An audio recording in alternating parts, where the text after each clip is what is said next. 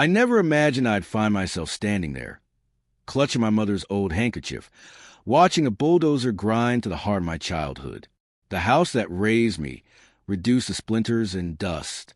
Life has a savage way of reminding you who really pulls the strings, until somehow the strings slip from their grip.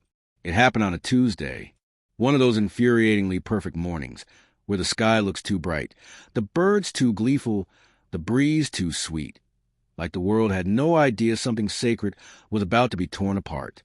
I was inside my mother's sewing room, folding the last pieces of her embroidery, tiny blue flowers she stitched during those final weeks, when her hands trembled from chemo, but her spirit never faltered.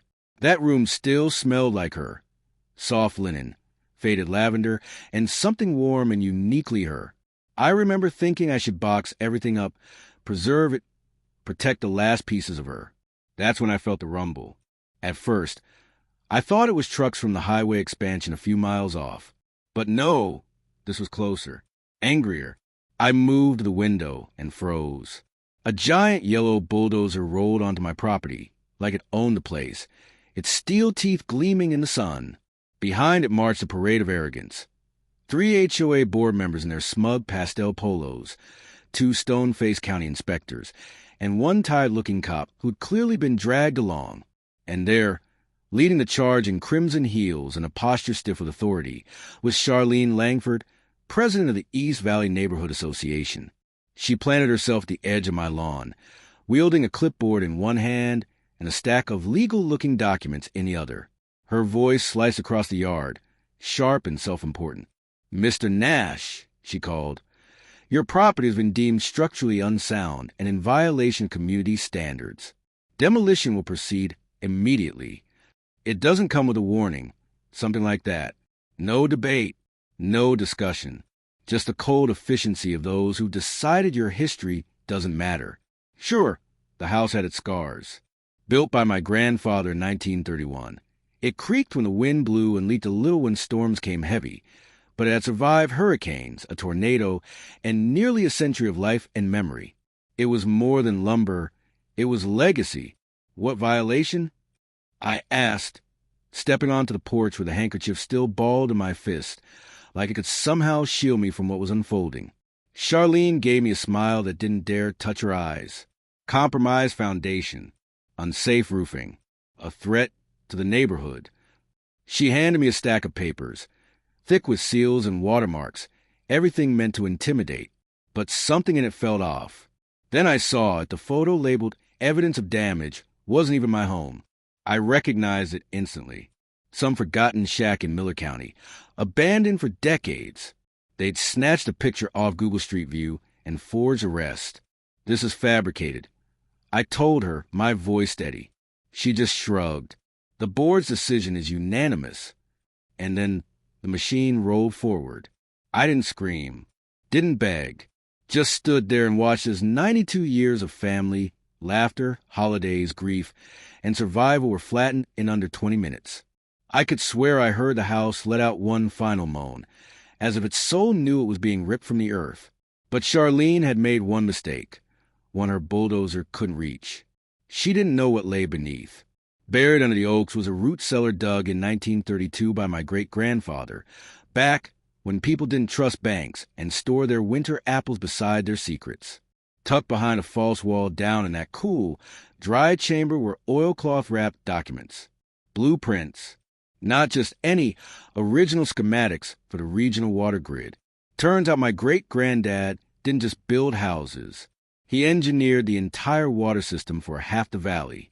And inside those documents was a legal contract dated March 5th, 1932, granting our family perpetual control over the main water valve that fed all of East Valley, including a certain off-the-books ranch owned by Charlene's HOA. I took photos of every page, every seal. Then I made a call to Marcus Boyd, a quiet property lawyer who'd known my mom since her potluck days and had a deep, unshakable moral compass. When I explained what I'd found, Marcus went silent. Then in a low voice he said, "If this is legit, Nate, you don't just own access. You control the flow." I didn't rush. Mom always told me, let truth simmer before you serve it. Instead, I hosted a barbecue right there on the clear dirt where my house once stood.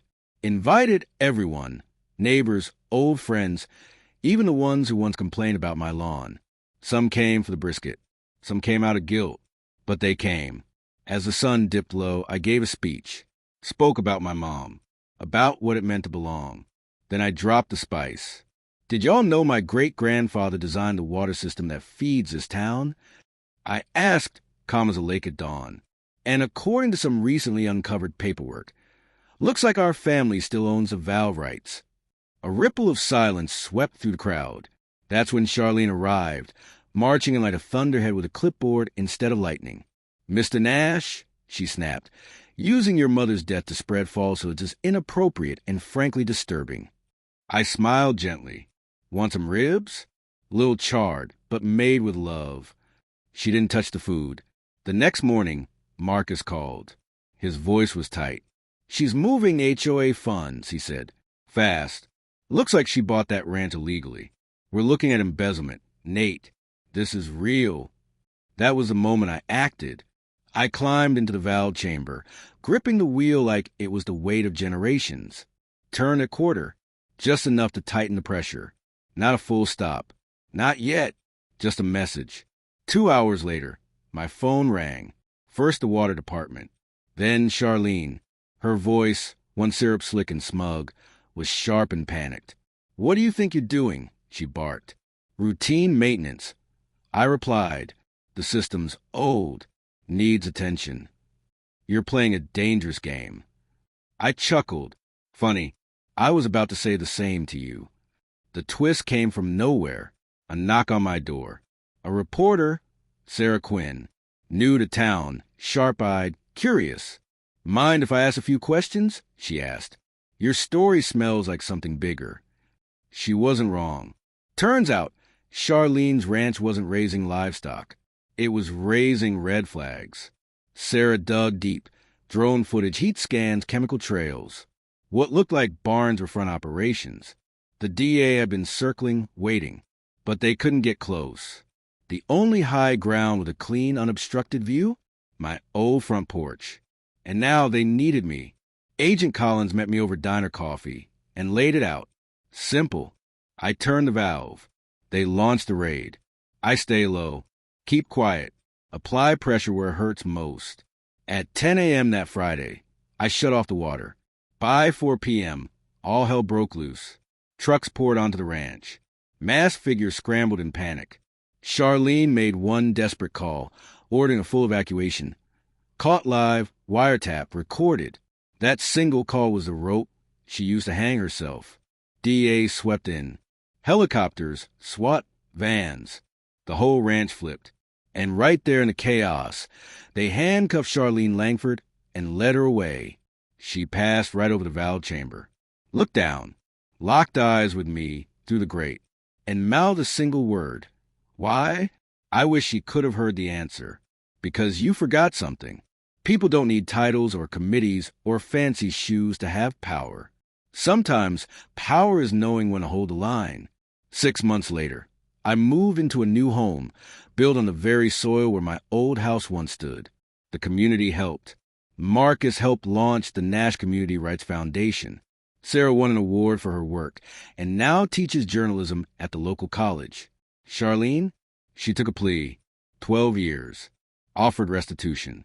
Gave the foundation a $$50,000 check. Strange thing is, I think she meant it. Sometimes I still walk out to the valve chamber, lean on the edge, and listen. The water hums. Steady. Familiar.